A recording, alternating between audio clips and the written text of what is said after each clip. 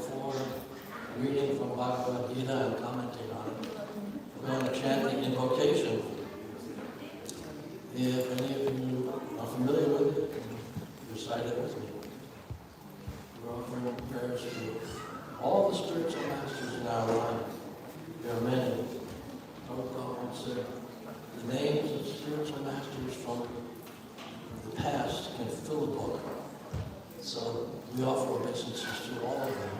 The ones that are listed in the Bhagavad Gita, there are 32 of them, are the main acharyas, the Sampradaya acharyas, the ones who influence the whole Vedic world.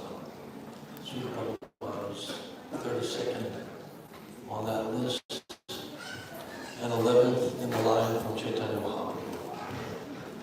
So this is the invocation. We're offering prayers to Srila Prabhupada to give us the words that are suitable for everybody's understanding. Om Ajnanatimandasya Melanvinashalakaya Chaksuramritam Yena Tasma Shri Gurave Namaha Shri Chaitanya Vaishnava Sakitam Yena Mutale Swayam Bhaktamayam Tadati Swaparanti Vandeham Shri Guru Shri Jatapata Kamalam Shri Guru Vaishnavamsa Shri Rupam Sarajatam Sagadana Gratam Vitam Tam Sajivam Sarvaitam Sarvutam Parijana Sahitam Krishna Chaitanya Deva Shri Radha Krishna Padam Sahagana Lalita Shri Vishakam Vitam Shah Namahom Vishnu Padaya Krishna Prastaya Utale Shrimati Bhaktivedanta Swami Tamane Namaste Saraswati Devi Gauravani Pracharani Vishesha Shri Radha Prasthachari Hey Krishna Karuna Sindhu Jivabhanda Jivapate Gopesha Namukha Kanta Radha Kanta Namostate Tapta Kanchana Kohavi Radhe Vrinda Vineshwari Vishabhara Sute Devi Pranamamila Priye Mancha Kampa Tripascha Kripa Sindhu Vecha Utitana Pavane Vaishnave Namaha Shri Krishna Chaitanya Prabhu Nityananda Shri Advaita Gadadhara Shri Vasudeva Gauravakta Vrinda Hare Krishna, Krishna Krishna, Hare Hare, Hare Rama, Rama Rama, Hare Hare.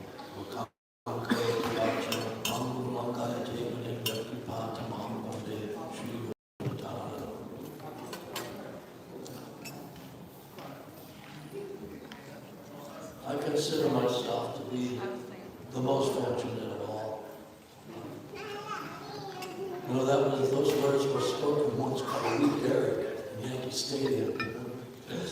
But for a devotee, these words have real meaning because we are the most fortunate. Those who have come in contact with the pure devotee of Krishna, they have all good fortune coming their way.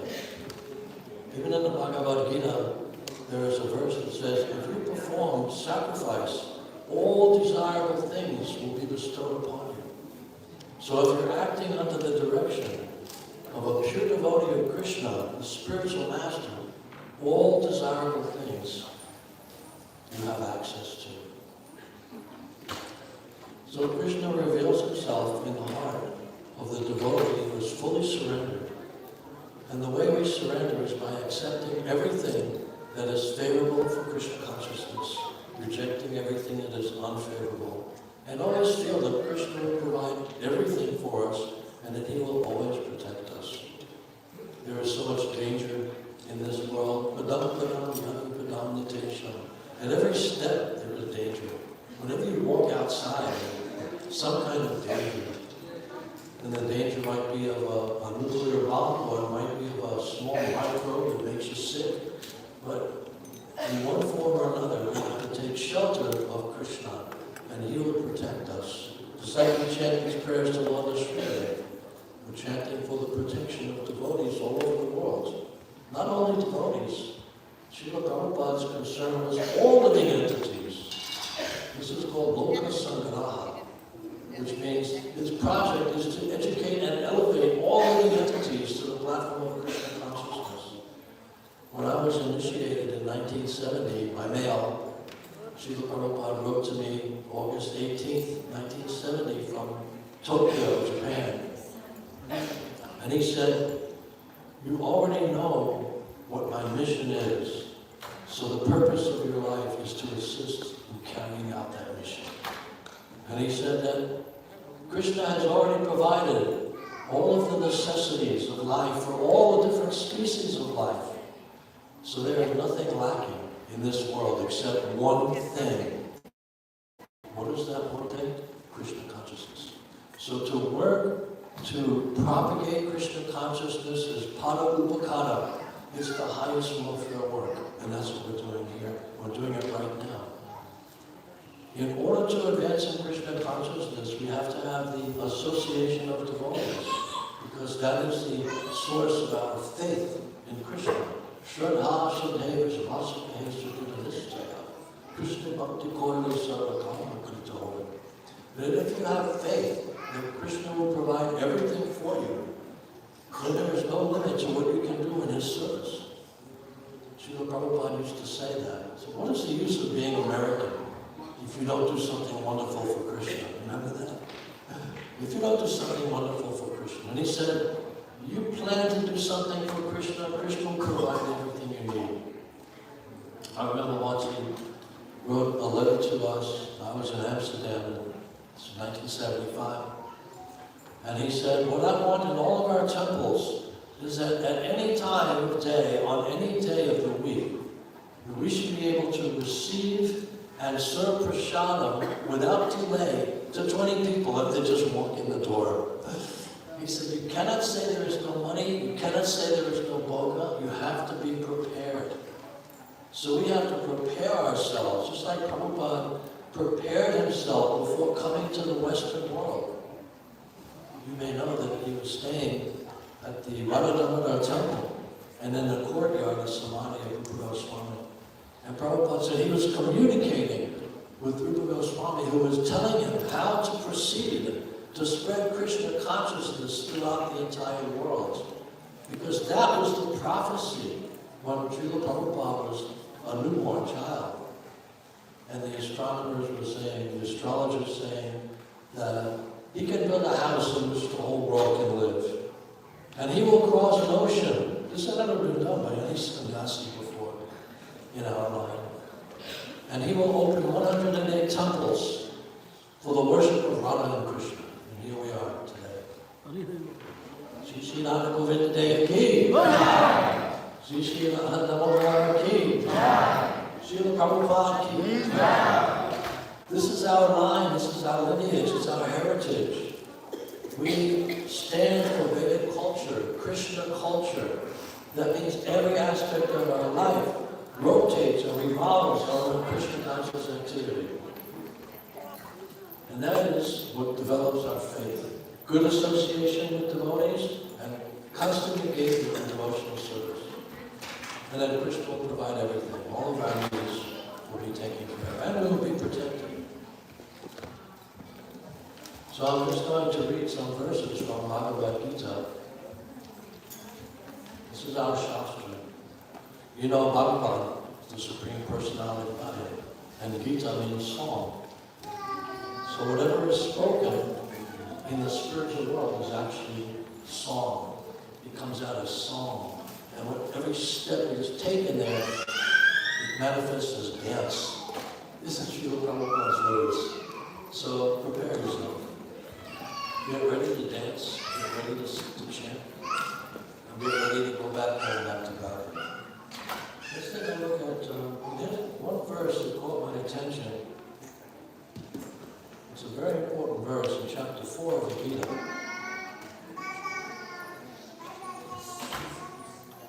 I'll just read the Sanskrit. It's a funny thing. I saw an advertisement, and it said, yada yada nada.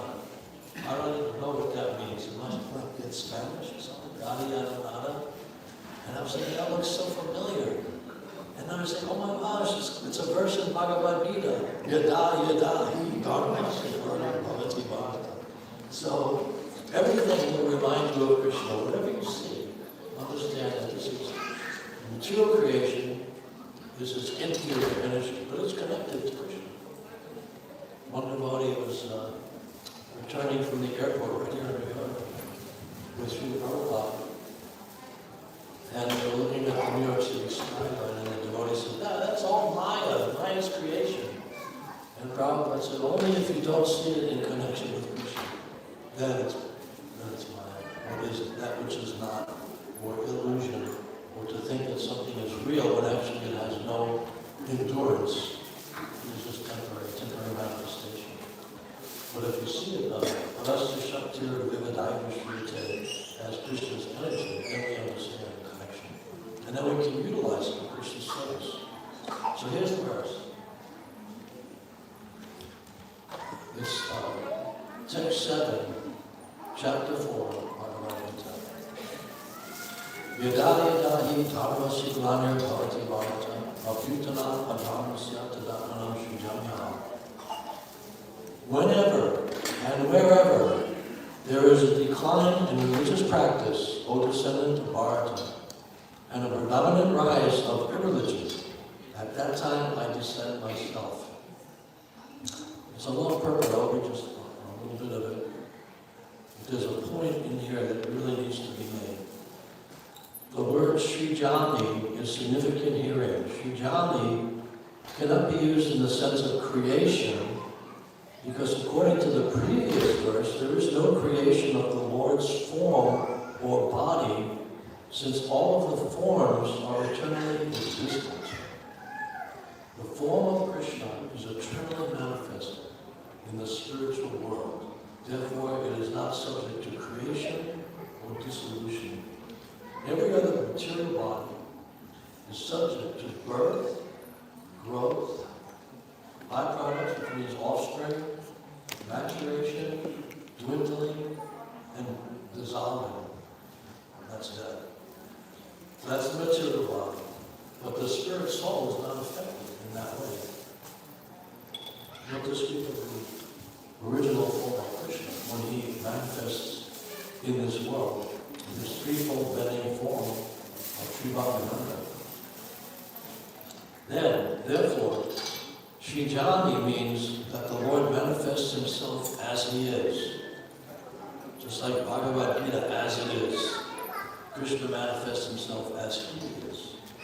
Although the Lord appears on schedule, namely at the end of Dwapara Yuga of the 20th millennium of the 8th Manu in one day of Brahma, still he has no obligation to adhere to such rules and regulations, because he is completely free to act in many ways at his will. He therefore appears by his own will whenever there is a predominance of irreligiosity and a disappearance of true religion.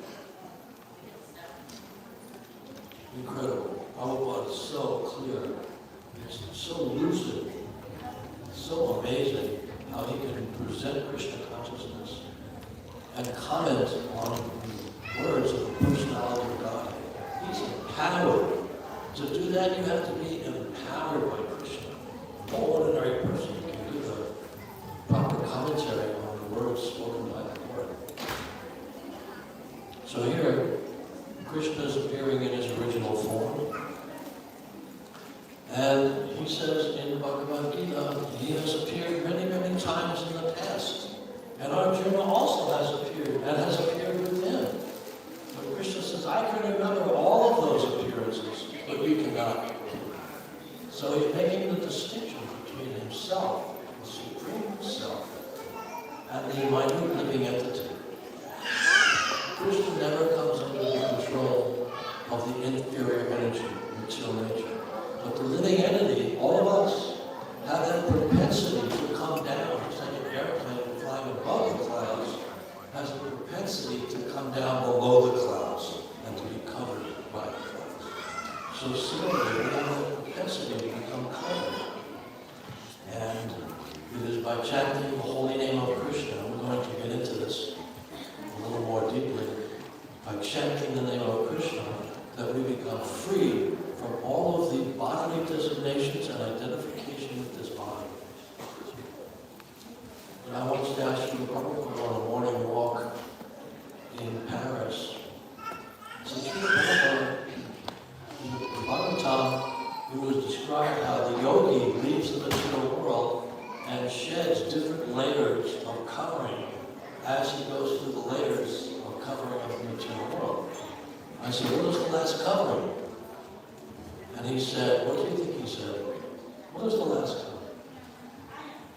Ahankar, false ego. And then he looked me in the eye and he said, thinking, I am American. Because I hadn't been thinking in a patriotic way at all since becoming a devotee. You know, I had been involved in some, anti-Vietnam War demonstrations and, going way back, my family, my parents attended the Million Man March. When Martin Luther King gave that address, I Have a Dream. My folks were there. And, my brother, older brother, was a lawyer, and he was trying cases in front of the United States Supreme Court. So he was also an activist. So, and also generations going back a long way. One of my ancestors was a rabbi, and he was against slavery. And he was preaching that message in Maryland. The state of Maryland was a slave state. So they wanted to tar and feather him for speaking in that way. It was actually a border state.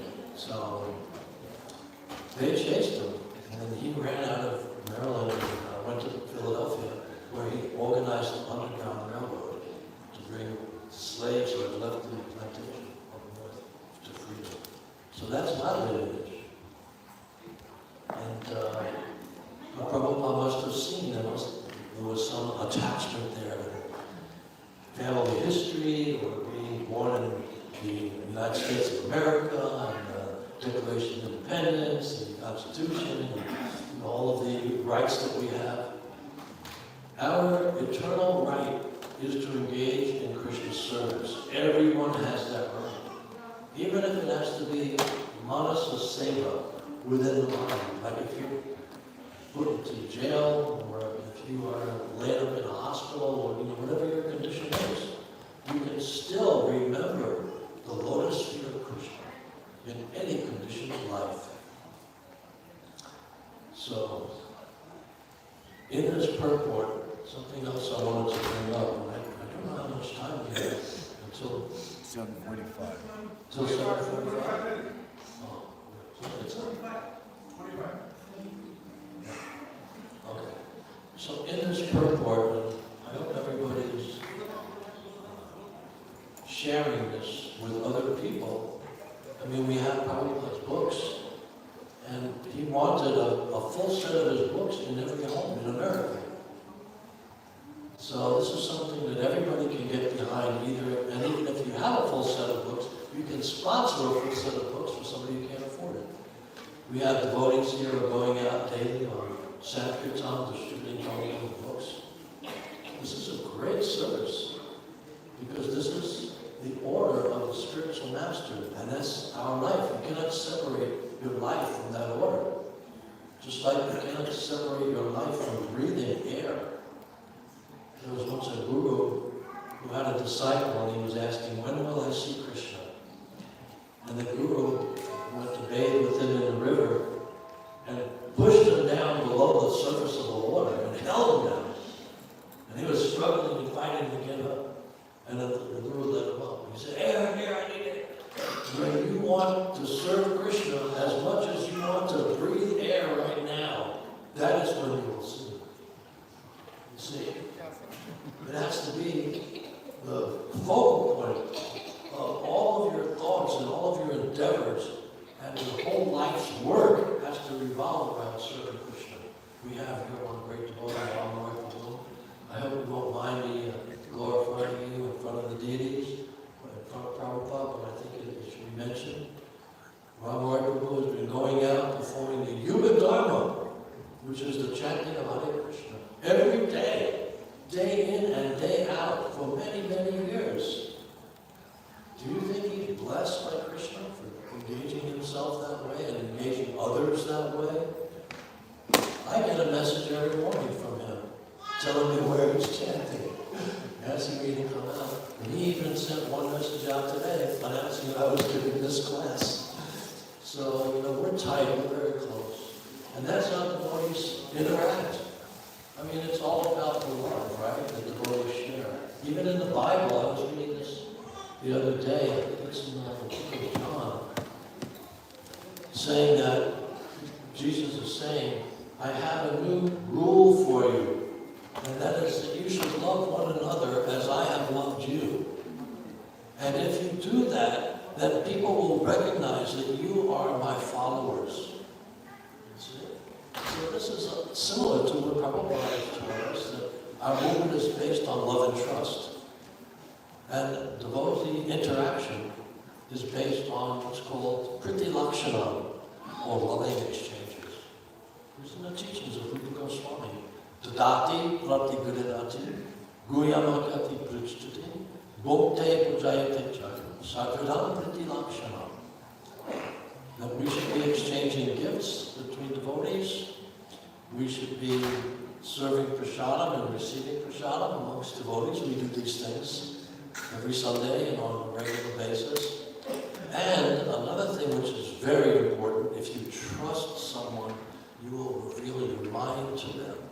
And there is this principle of confidentiality, that you can trust a devotee that he will not turn against you, because he's your brother, like a blood brother, but this is like a spiritual brotherhood.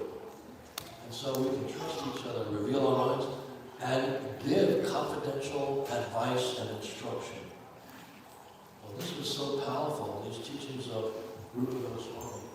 So here, I mentioned Jesus, and in this purport, he is referred to.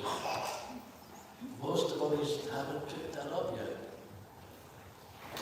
But in the purport, and I'll read it exactly as written, because Prabhupada is talking about Krishna's appearance. And he says, he can advent himself anywhere and everywhere, and whenever he desires to appear. In each and every incarnation, he speaks as much about religion as can be understood by the particular people under their particular circumstances. But the mission is the same, to lead people to God consciousness and obedience to the principles of religion. That's what this movement is all about, leading people to God consciousness. Sometimes he, meaning Krishna, descends personally, as he did 5,000 years ago. He spoke Bhagavad Gita to Arjuna, his friend and his devotee, who's never envious of him. And sometimes he sends his bona fide representative in the form of his son. You say, that's a reference to Jesus, the Son of God. Or servant. And who is that in reference to? Or himself in some disguised form. And I think that may be a reference to Lord Chaitanya. Because he was not recognized as the personality of Godhead. In fact, he would cover his ears if anyone would mention something like that. But his appearance was predicted as a Yuga avatar, and one who would propagate the Yuga Dharma, the chanting of the holy name of Krishna. So here you have it.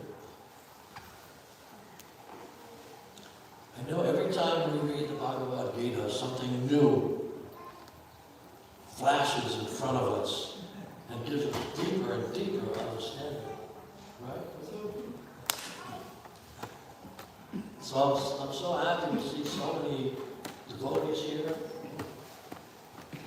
Mataji's, or I go to the road, my wife. Any other Prabhupada, my daughters, so please give her your blessings. So I wanted to talk about a little bit before I go on, before I forget. When we were chanting prayers for Lord Srinadev, who is the protector of the devotees, and he protects us from every source of harm or every danger. And three of my godbrothers at the same time have become afflicted by the cancer or by heart ailments, heart attacks, strokes, like that. It's really upsetting. And so I just want to mention something in their praise because they're great personalities. Agade Prabhu, he had a stroke, and I heard he has heart problems now. He's in the hospital. And he was a big kirtan leader here in New York. And I went out with him on Sankirtan when we were on Henry Street. And we had Radha Govinda deities there. We were worshiping them. Actually, Prabhupada came to that temple when Radha Govinda, after they had been installed. And I saw him there. Sri Prabhupada was there. And Agnidev. We were going out all day and all night on Harinam Sankirtan. I was once, I used to play with Doug all the time, constantly. And I came in once and I was walking through a hallway and a devotee named was Gaur Hari. And he said, Prabhu, I didn't recognize you without your mridanga. So this is what it was. And we were just always, we called our Sankirtan party all day, all night Sankirtan. We used to go to Times Square in the evenings on Saturday, and then around 11 o'clock, that was when the theater crowd would come out. One day we were chanting there, and a limo pulled up. I think it was on around like 44th Street. And we were chanting, and somebody opened the door and came out, and it was a guy he was bald-headed man, and his name is Telly Savalas. Koja, a very well-known actor, and he came out while we were chanting right next to his car, and his friends were saying, you should join them, you should go with them. So, very interesting, we were doing Harinam on, you'll like this story, on at Times Square, and police had a German Shepherd, it was a canine unit. And he said, you can't chant here. And if you continue chanting here, my dog's going to bite you. He said that to me. And so I said, okay, we'll go down 42nd Street. So we went down 42nd Street. This was the coldest day of the year. I mean, it was like 9 degrees out. You know what it's like when it's cold, freezing. It's hard to play the mridanga. So we were going down the street, and we saw at the corner at 8th Avenue that there was a film crew from WABC Channel 7. And they were just backing up. And I said, were you filming us? Are we going to be on the news tonight? And I said, no way. But I went home and I turned on the news. It's probably 20 minutes after 11. So there's a weather report. And the broadcaster is saying, what could people be doing out this late at night in this freezing cold weather? And then they showed the Harinam party coming down the street. Big yellow, we had the yellow Harinam chanting and dancing. So another similar story. We were doing Harinam Sankirtan when we were at 55th Street Temple. We went out to Times Square in the neighborhood, and 45th Street, that was our spot.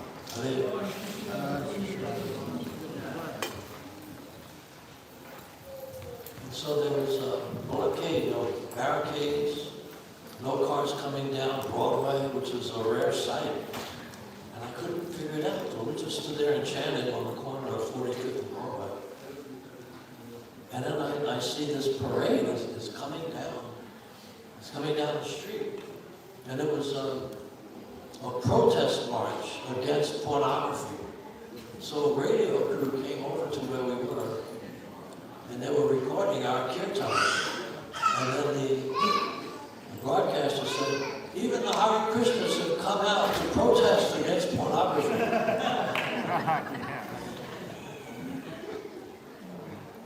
So another time at that same spot, on a different day, we were chanting, and Devotee Srinatha was there at the time, and a whole bunch of devotees.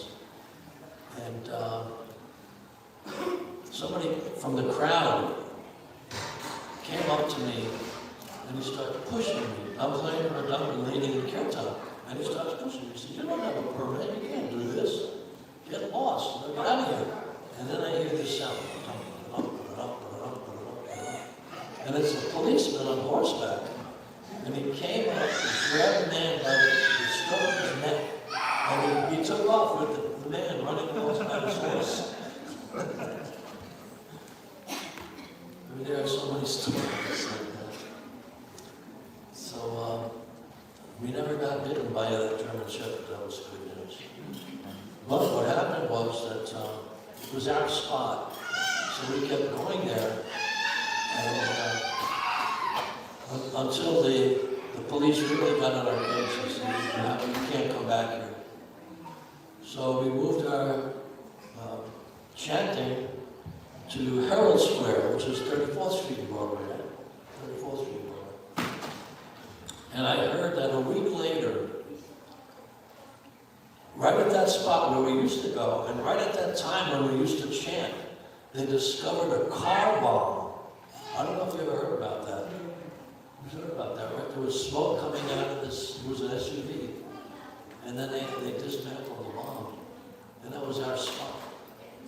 So, Krishna protect us or what? Come on. Speaking of Krishna's protection, when I was in Israel, we opened a center there in Tel Aviv. And I hope you don't mind me straying away from the Bhagavad Gita for a moment. And we had a kirtan. It was fantastic. We were just in a small apartment, and a lot of people were coming, people were joining, and the neighbors were complaining. And so they hired some thugs to come to the temple and destroy it. Actually come in and destroy the temple. That was their purpose. And they got paid to do that. But in our group of congregation singers, we had one fellow who was a plumber. And he was a tough guy. He was a roughneck. So when he would chant, he would have his fists clenched like this. Hare Krishna, Hare Krishna. He was so tense. The chant's supposed to take away your tension. But he had clenched fists. So these thugs came, and there were just a couple of them, myself and two other devotees who were actually visiting from another place.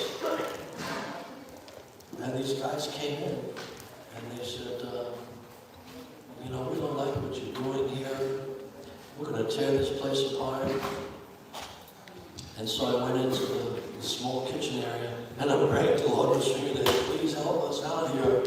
We don't have fighting skills, and these guys are thugs, that's all they do.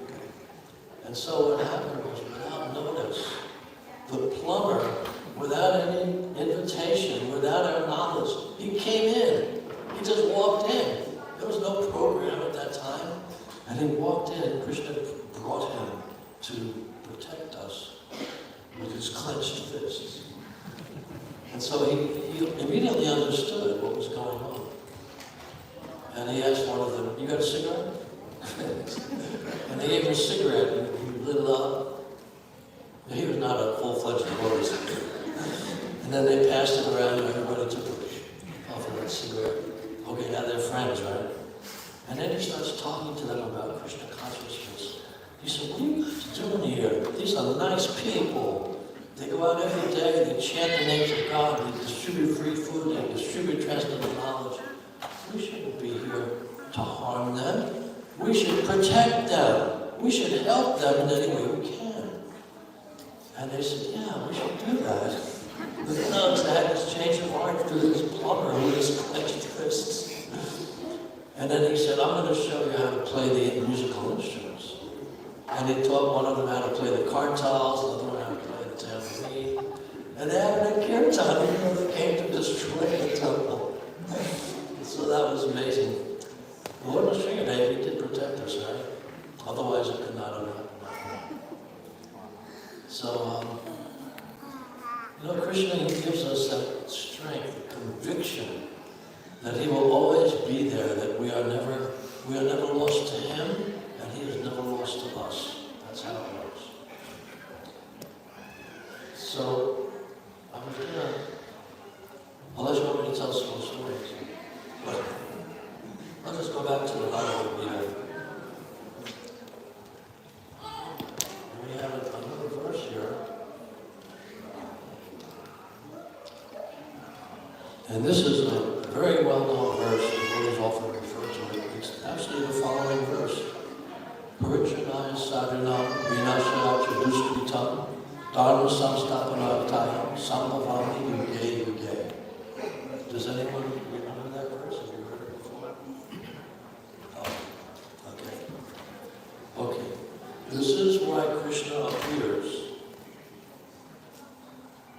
millennium after millennium.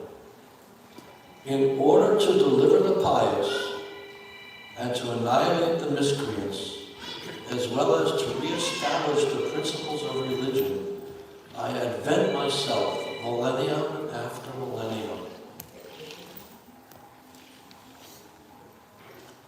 There are various kinds of avatars, this is the purport, such as Purusha avatars, Guna avatars, Lila avatars, Shaktivesh avatars, Manvatar avatars, and Yuga avatars, all appearing on schedule all over the universe. But Lord Krishna is the primeval Lord, the fountainhead of all avatars. Lord Shri Krishna descends for the specific purposes of mitigating the anxieties of the pure devotees who are very anxious to see him in his original Vrindavan pastimes.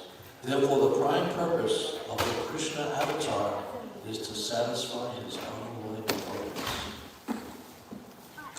Lord Krishna, he defeats and destroys the demons, because this world is full of them. As you might have noticed, there's a war going on between good and evil. You know that, you can see that. And Krishna comes to establish religious principles, because when that occurs, there is a chance for peace. That's what this movement is all about. We have the peace formula. The peace formula is that you recognize Krishna as the supreme proprietor of everything, of all planets. And he is worshipped even by the demigods. He is the enjoyer of all sacrifice.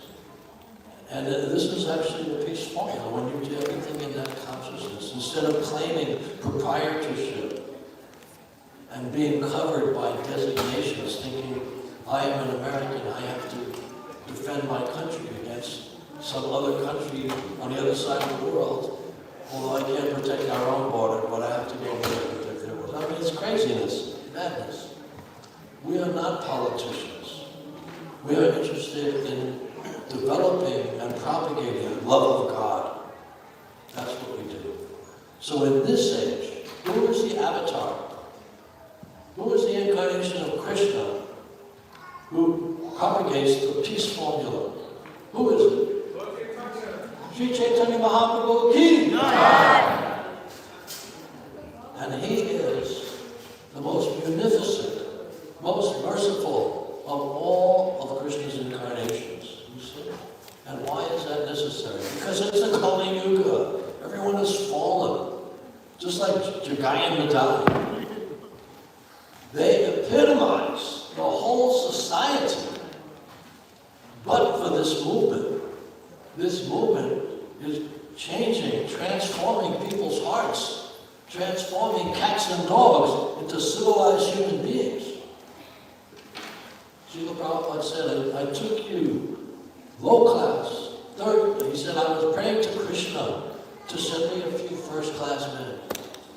He said, Krishna sent me some 4th and 5th class men. And he said, but I have trained you, and you are being turned into Paramahamsa. You know what Paramahamsa is? It means supreme swan-like devotees. So that's Srila Prabhupada's miracle. He came here and single-handedly started this movement for Krishna consciousness. No one came to help him. No one came to assist him. No one sent him money. All he had was a letter of introduction to the Agarwal family in Butler, Pennsylvania. That's it. How much money did he have in his pocket? 40 rupees? Worth maybe $7? You know what you can do with 40 rupees? Nothing.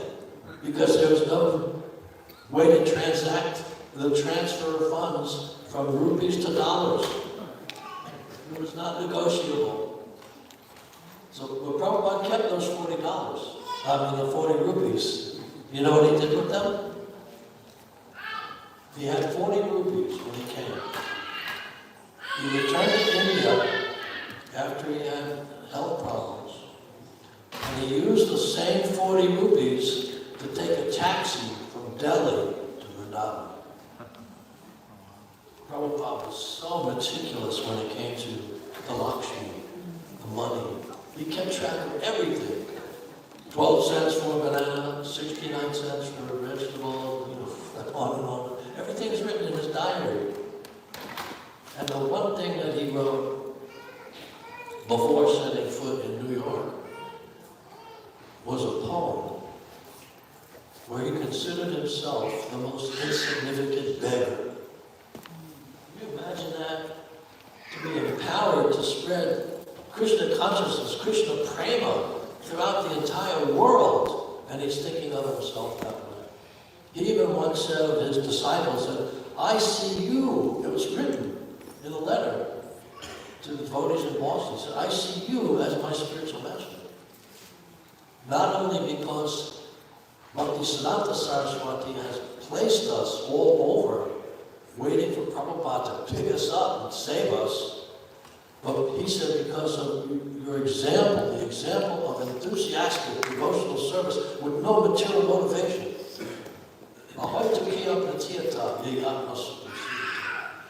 So I see you as the spiritual master whose example I can follow. That's his humility. Prabhupada was once asked, the devotee made a statement, you are the greatest devotee of Krishna. Prabhupada said, no, that is Srimati Radharani. She's the greatest devotee of Krishna. And then they said, well, you are the greatest devotee of Radharani. And Prabhupada said, to be a devotee is a very special thing. He did not even think of himself in those terms. That's humility. Without humility, you don't advance in Krishna consciousness. I asked Prabhupada once about being humble. How does one remain humble? And what is the relationship between the spiritual master and the devotee? And Prabhupada said, master and servant. Then you remain humble. If you keep that in mind, you remain always a humble servant.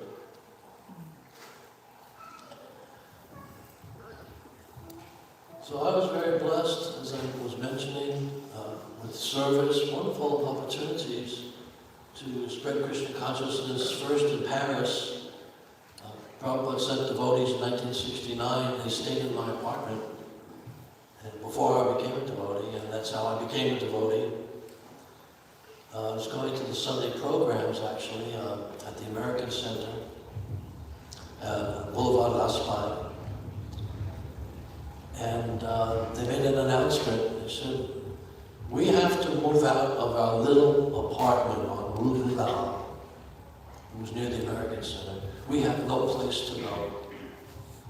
We have no place to cook. We have no place to make offerings of our cooking to Krishna. Does anyone know of a place? Does anybody know? So I raised my hand. And I said, I know a place. My place. So come and stay at my place. I was living by myself. I was a medical student, but not for long. So I started going out on Sankirtan, Harinam Sankirtan, And they said to me, you're so enthusiastic, why don't you shake your head? I said, no, that's too much to ask. So they said, then why don't you just put on T-lock? Okay, I can do that. And they said, you can put on a dhoti too, it won't hurt. It's very comfortable, and especially in the summer, it's very cool. Okay, I did that. And then they said, they made me the tambourine man. So I played tambourine and watched for police, because the police would come and they would arrest us or they would make us leave. So they wanted me to be the lookout guy. Okay, I did that. And they said, you're so enthusiastic, you should really shake your head now. I said, I'll do it, but I can't do it right now. They said, okay, let's make a deal. If you're still going out with us daily on Harinam, in 3 weeks, you'll shave your head. I said, okay. And they said, you're going to have to sign that agreement. So they put it on the wall in my apartment, made me sign my name. I will shave my head after, So I wanted to tell you about the next devotee was Hari Vilas Prabhu. He has prostate cancer at GBC in Washington State. And we joined the movement about the same time in Paris. He was temple commander. I was the treasurer in the temple. So we didn't have a bank account. So I had to keep all the Lakshmi in a bag and sleep with that under my pillow. So nobody would think to take anything from it. I had a big safety pin about this big. Put through all the bills and then connect it to the material of the bag and then clip it so nobody could take any money. I mean, it was kind of fanatical, but we did it.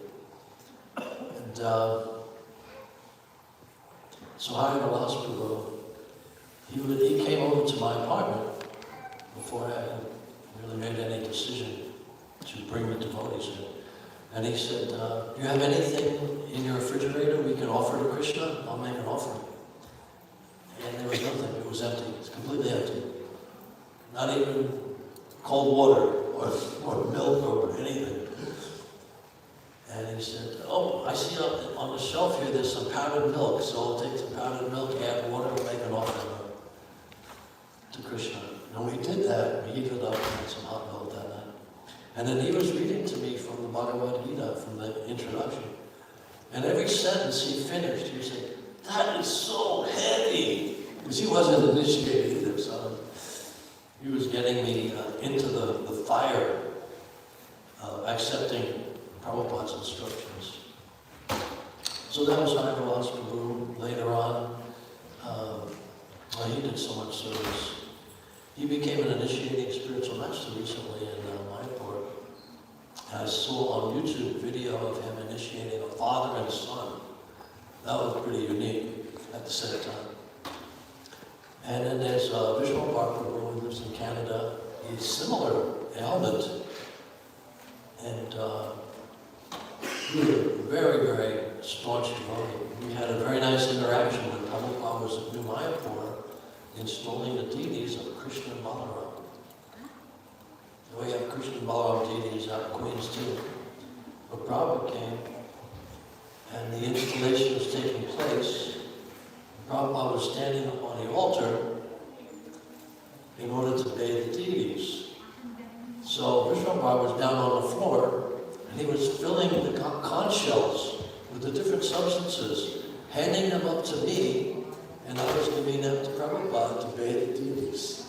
So that was a very transcendental interaction. And so I pray for the well-being of these devotees, Prabhupada disciples. Oh no, it's time. And thank you very much. And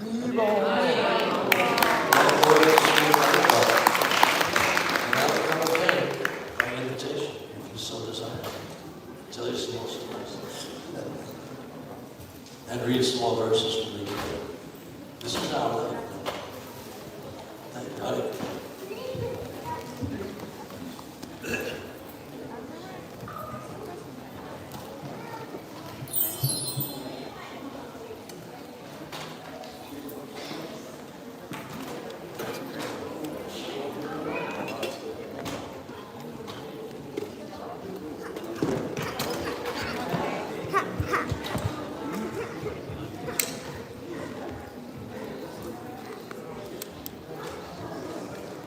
Aren't you 64?